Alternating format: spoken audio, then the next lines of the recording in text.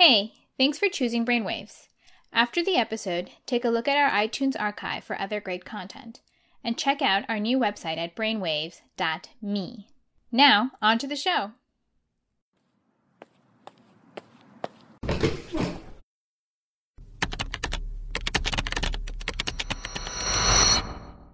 Yeah, the one patient I remember, I think it was on the neurology service. I don't think I was on it, but basically had been there for a few days with acute stroke, and then like a day or so later developed acute onset chest pain and everything else.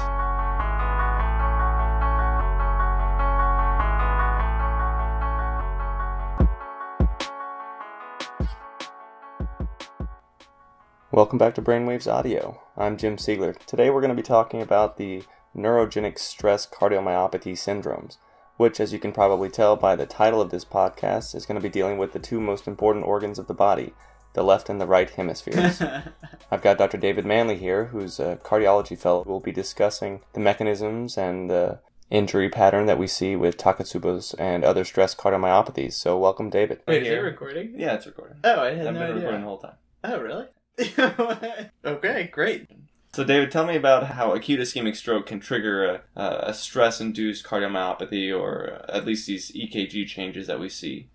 Yeah, so that's a great question. I'm not sure everything's been fully elucidated yet, but the thought is that it's microvascular directed ischemia.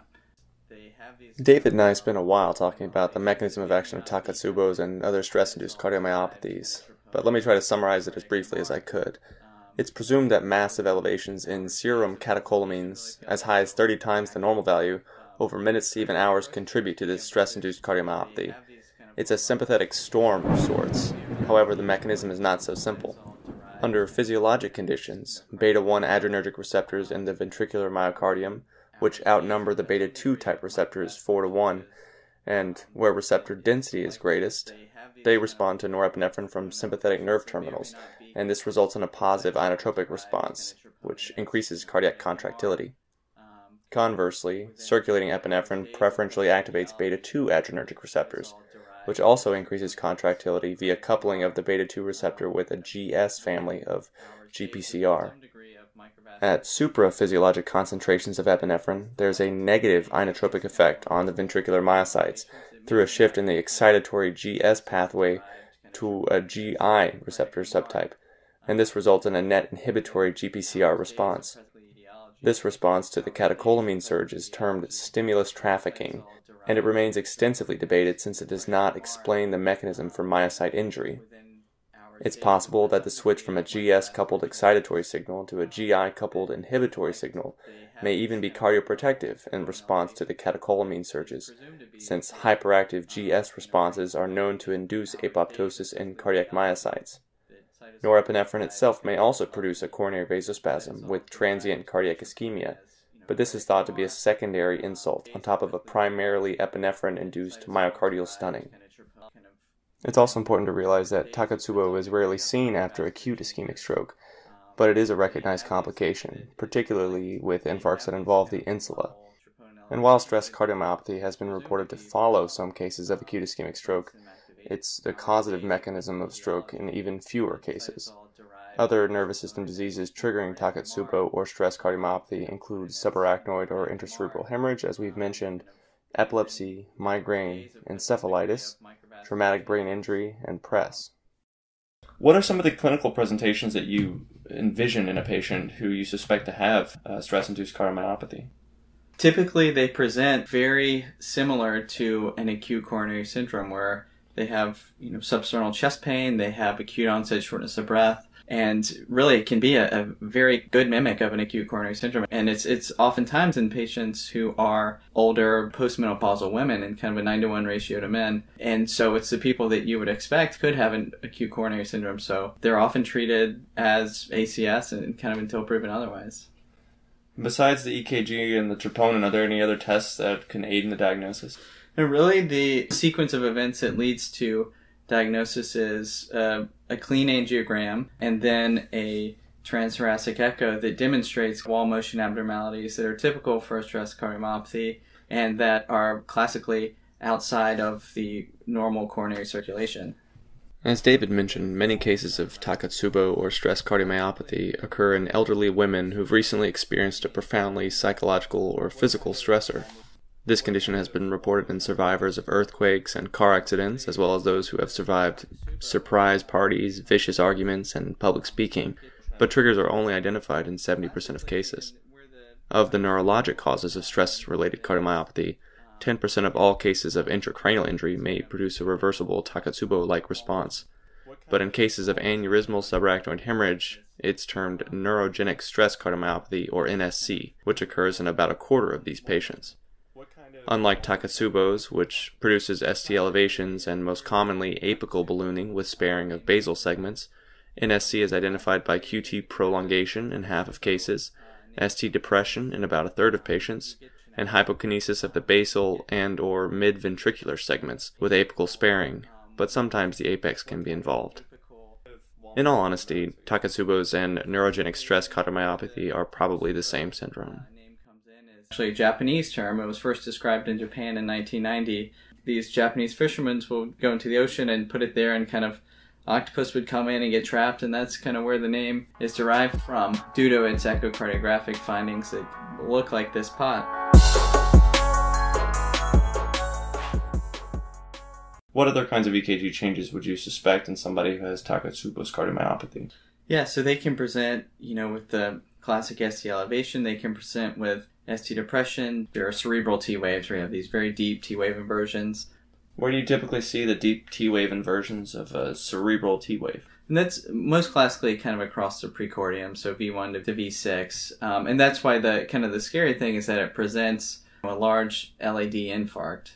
And that's why, typically we'll get the cath lab activated very quickly. What is your general approach to managing these patients? So the way that we treat stress cardiomyopathy is similar to any other heart failure syndrome. And that's by improving forward flow and kind of a compromised left ventricle, and improving basically perfusion to all the end organs that the heart supplies. And one of those is the brain too. That's important. That is important, I guess.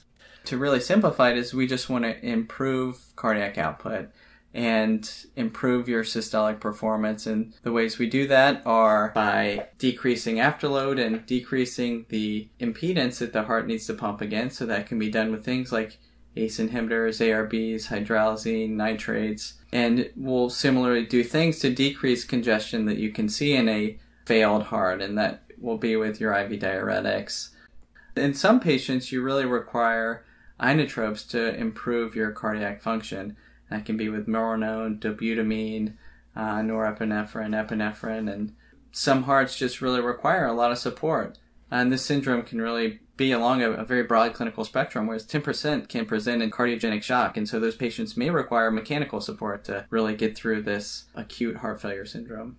Besides afterload reduction and improvement of cardiac output, some would advocate for anticoagulation in order to prevent mural thrombus formation. There are currently no guidelines for patients who have Takotsubo's on short or long-term anticoagulation, but certainly in cases where there is a ventricular thrombus present or patients with a recent stroke, you would want to consider anticoagulation to prevent recurrent infarction. There was a big kind of original article in the New England Journal in 2015 that really helped describe clinical features and outcomes of stress cardiomyopathy, and this was actually done through the International Takotsubo Registry, which is a consortium of 26 centers in Europe and the United States, and they looked at patients treated with ACE inhibitors and beta blockers, and patients actually on ACE inhibitors were the only ones to really derive mortality benefit at 1 year. Beta blockers, which, as we think that the cause of stress cardiomyopathy is from a catecholamine-induced state, actually failed to produce a mortality or life-saving benefit. Interestingly, within this registry, some patients were already on beta blockers and actually developed stress cardiomyopathy, so they weren't even protective of, preventing catecholamine-induced injury, which is what we think is the predominant cause of this acute heart failure syndrome. Is it possible that the supraphysiologic elevations in catecholamines circulating in the serum and also from the synaptic terminals just outnumber the beta blockers, and maybe that's just overwhelming the antagonist response? Yeah, it certainly could be that it's kind of a competitive agonism, and it really just overwhelms the degree of beta blocker. But really they looked at a big spectrum of patients, and compared to patients not on beta blockers, it really failed to show prevention of stress cardiomyopathy.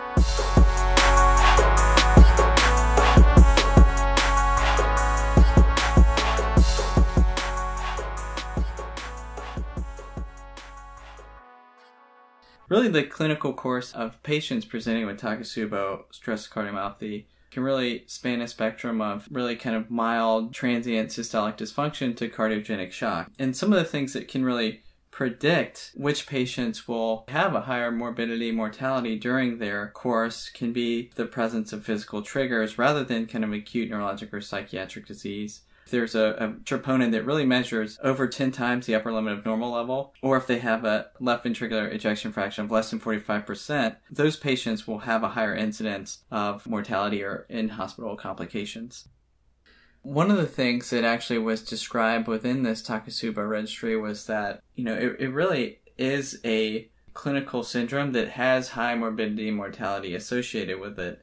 Some of the complications that you may see span from ventricular tachycardia in about 3%, ventricular thrombus in 1.3%, so it is quite rare, and that's why we don't routinely anticoagulate, and ventricular rupture is exceedingly rare. Some of the kind of long-term outcomes this study revealed was that there is an increased rate of death per year in patients with a stress cardiomyopathy, and a increased risk of cerebrovascular events. Longitudinally, from this Takotsubo's registry, the rate of death from any cause was about 5.5% per patient year, and the rate of any cardiac or cerebrovascular events was 9.9%. Both of these event rates were much greater for men compared to women, although this is a predominantly female disease. So it certainly is not as benign a condition as was previously thought. Well, that was Dr. David Manley talking to us about Takotsubo's and stress cardiomyopathy syndromes.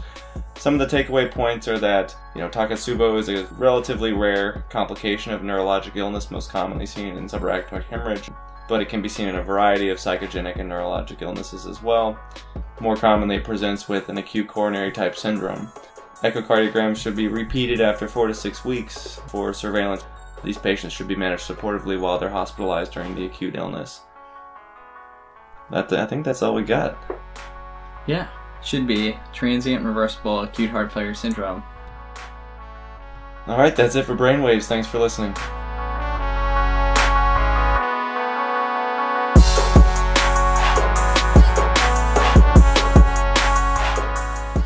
Thanks for listening to Brainwaves today. If you like what you just heard, you can find more related material on Twitter at Brainwaves Audio, or contact us at bweditorialboard@gmail.com. Be sure to check out our iTunes archive for older episodes. This episode was produced by Jim Siegler. Music by Ryan Little. Join us next time for another edition of Brainwaves.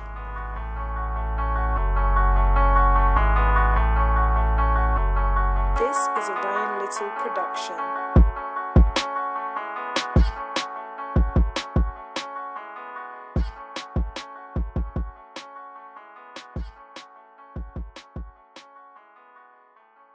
I keep saying things backwards. What's wrong with me? Hold on.